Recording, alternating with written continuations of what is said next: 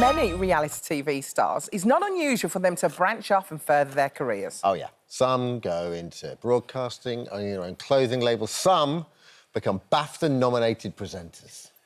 But, steady, some go even further Yes! and have a hotline to a higher power for former Big Brother star Glyn Wise, whose dreams of running his own church and is currently in training to be a priest, and he joins us now. It's so good to see you. Good to see you. So I've never met Glenn. Ever? Never. You have. You was actually there. It was one of the great series of Big Brother. No, we go back so like lovely 17 years. 17 years, I Big had Brother's hair Little back Brother. then. You did. It's windswept You still this got morning. hair. It's just on your face. Yeah, it's gone from here to here under my back for some reason. I don't want it there. Glyn, what was... Let's just go for life after Big Brother and where you've been doing and what you've been doing, because you dabbled a little bit in politics, and so, you know, I've always kept in touch with you. So, and you've had quite a, sort of an interesting life since you left. Yeah, do you know what? It was like jumping into a tornado coming out of Big Brother. You must know this. Yeah, 'cause, totally. You know, like I was a lifeguard and I knew where I stood. I was on £5.50 an hour and life was a bit simple. Then you go into Big Brother, then the next day you're modelling with Calvin Klein and you're walking down the premiere with Michael Douglas and Catherine Zeta-Jones. And I'm like, how did this happen? Yeah. You know, so it was madness after Big Brother. And I think people forget that Big Brother was the only show in town back in the day. So, and this was before social media. Yeah. So you know, it was like 4 or 5 channels on television. That was it. So, you know, so everyone knew your names. Yes. You know, and obviously some people, you know, you knew them for a month, and some people, you know them for 20 years. But exactly. at the time, it was like you look at Love Island now, and it was. I guess that's the closest you can compare to it, but it was so much bigger than that. Yeah, the strange thing is, we were talking about it, I became Glyn from Big Brother. Yeah. Nobody knew me as Glyn Wise or, you know, Glyn from Blaenau Festiniog in a small village or whatever. But it was kind of like your life completely transformed overnight. And to you, though, you're just in a house, enjoying yourself, having fun, learning how to boil an egg, and you literally was just loving life in there. And then you come out, and it's like your surname is from Big Brother. Yeah. That is your surname. That's what I remember. Yeah, completely crazy. But I'm glad we did it before social media had kicked off. Oh, gosh, yeah. Because you see the hate that goes out there now on every platform, nearly. So I prayed before coming, actually, for people just to know that, you know, there's consequences to every action, not to judge, you know, and not to put stuff out there. Treat your neighbours the way you want to be treated, as it says in the Bible. But the thing is, Glyn, I mean, you had a faith back then as well, didn't you? Yeah. You didn't really talk about it.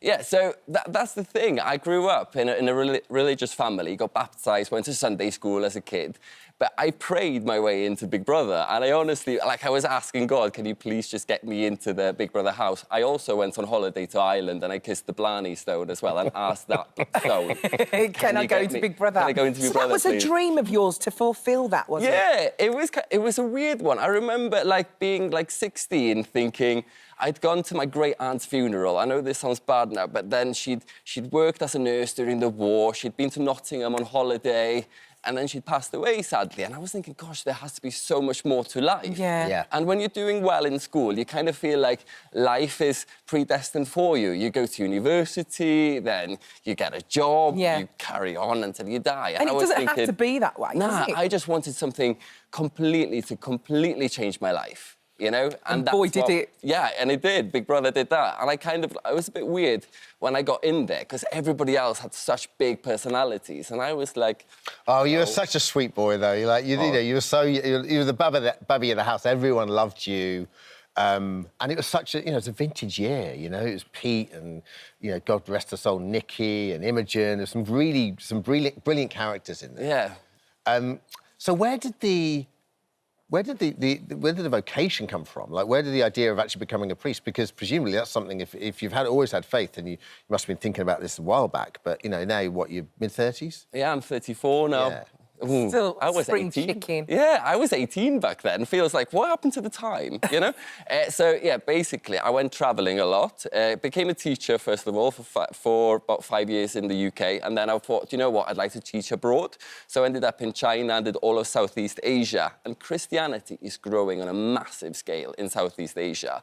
So I went to the church there. Even, like, the other teachers who were like, would you like to come to Bible study class? And I'm like, OK, then. So grew in faith as I went went along with that. And it's not like the UK. There's like thousands of people who go to church. So when you're in church, it's kind of like the golden era, you know, like there's thousands there, every seat is taken. But it was weird. The pastor or the priest was talking, and I felt like everything that he was saying was directly to me.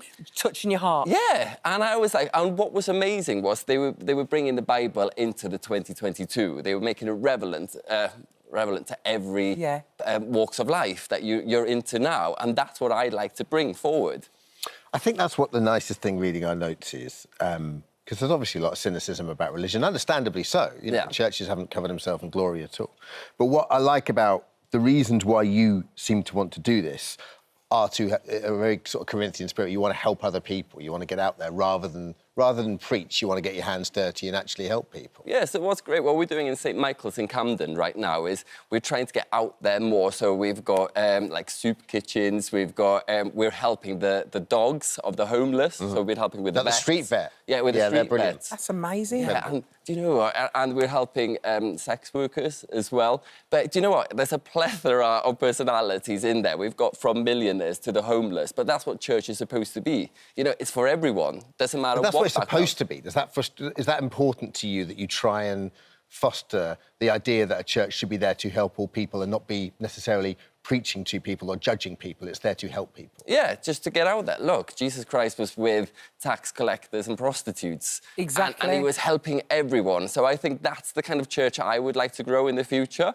You know, not just doing the sermons, but also just going out there and making the church accessible for everyone. So making it a safe space. You know, you don't have to be from even a religious background, but you can just come in and have a cup of tea. And it's kind of like when people come in to me, it's like they have free psychiatry. They like to talk to me about their problems. And I'm like, oh, I'll help you out and I'll do it for free. I feel like your church this weekend is going to be really busy. Yeah. Everyone's going to want to come and see your sermons. And what's so great about your sermons as well is you relate it to, like, Eurovision and you really, like, get people on board, don't you? Yeah, well, it's Palm Sunday this Sunday, so you're more than welcome to come. Quick question for you. Quiz. Go on. God. When was the last time the UK won Eurovision? Katrina and the Waves. Good. 1990? 1997. Don't ask me. And it was about love, shine a light all around the world. So I put that into my sermons in the same way as what Jesus Christ was doing, shining a light of love all around the world. I know you're there and you're helping out and stuff, but if anyone thinks you can cook, I have no idea. Like, have we still got the clip? Do we have it? Please, we need to see it. It's one of the great all-time clips of Big Brother. I'm cooking an egg for the very first time. I'm cooking an egg for the very first time. I remember that. We even, at home, when we cook an egg, we still sing that song. Claim to fame, that was people's ringtones for ages as well. And sometimes I used to go to church and people were like, "Oi, Glyn, I'm cooking an egg for the very first time." Ooh. And I was like, "Thank you so much." Yeah. And then carry on. But it's been a blast. I think every day is a blast, Best of luck, to be honest. And listen, just Honestly, a word best of about luck. Nikki, because obviously she passed and the documentary is I think, going out tonight. Yeah. What are your memories of her? She was such a lovely person. Do you know what? We did a requiem service for Nikki, and every time, I know she's passed away, but every time I think of her, I smile, Yeah. I laugh. Is that lovely, though? She was such great energy. And, like, I sent a message to her mother just because I know her mother's a woman of faith as well, so that's kind of helped her through. But I know, like, Nikki will be looking down at us and smiling and laughing now. And she'll be so proud of you as well. Oh, Look, thank you so you're much. spreading the word to everyone else now. Yeah, good word. Isn't that lovely? Yeah. Glyn, thank you. Thank you so Good much. to have It's you been with an us. absolute Best of honour luck. to see you both. Oh, I was thinking been an I was honour to going to see get you. emotional seeing you. But I feel like I've just been in confession. It's great. You can go and do loads of sins now and come back. Thanks, you. Glyn. Thank you so much.